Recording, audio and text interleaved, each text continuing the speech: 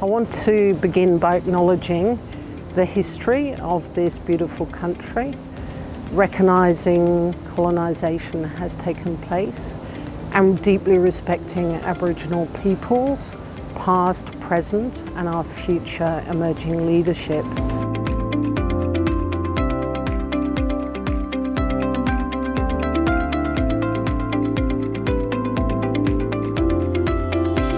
I'm very excited about the Civic University strategy because it leverages all of our relationships and all of our potential to influence and work with our communities.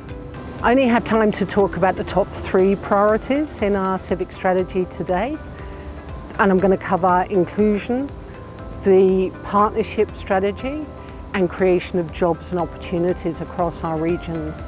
Inclusion is fundamentally important to who we are as a university, but the success of society overall. We want to strengthen our commitment and actions towards truly diverse student and staff body and partnership with communities that support diversity. There's nothing more important for a regional university than its partnerships with others, from the smallest NGO to the biggest corporate. Our new civic strategy renews our commitment to that deep-seated partnership towards mutual benefit.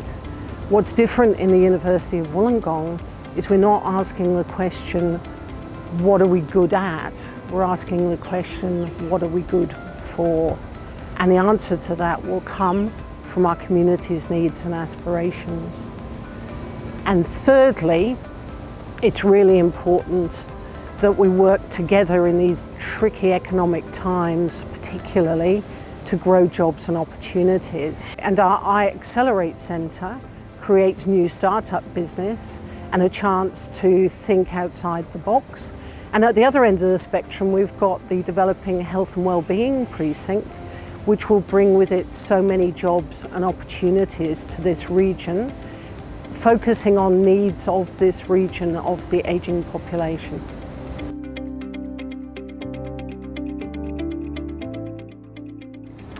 The Health and Wellbeing Precinct is at a really exciting stage of development. Just to remind you, the precinct is focused on ageing and ageing well and high quality clinical services, education and research provided at a community level and in partnership with others. We're at a really exciting stage now because we've undertaken the initial design, are submitting the development application and expect to have the buildings completed by 2024. What this will also give the university is a really strong draw card for health and beyond health, education and research to really make us an iconic centre of community delivered practice and where to come to learn those new models of care. What this will give the university is key opportunity in education and research as it reflects new modes of practice clinically and allows us to really focus technology into health and new ways of undertaking research in collaboration with communities.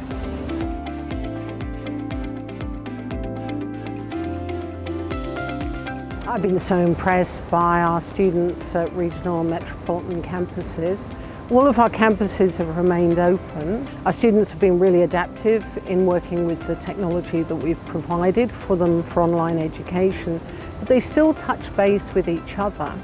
And library facilities and the staff at all our campuses whilst maintaining appropriate social distancing. So they've been just incredible in responding to assisting community, but also being part of the community of learning practice that is our regional and metro campus.